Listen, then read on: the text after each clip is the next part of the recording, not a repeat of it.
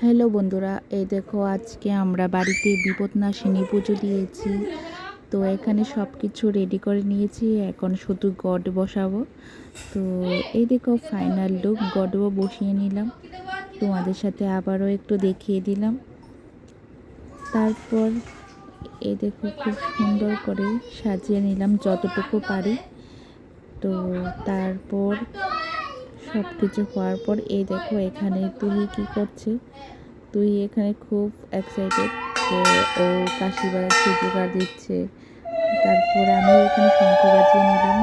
এখন বই পড়ে আমরা চপ পুজো শেষ হলে কলা পাতাটা পুকুরে নিয়ে যাচ্ছি বাসাতে। তো এখানে দেখো বাসিয়ে দিলাম, খুব সুন্দর হয়ে কাটাম হয়েছে। তারপর আবার চলে এসেছি বাড়িতে, ওরা ডান্স করতে করতে আসছে। বাই।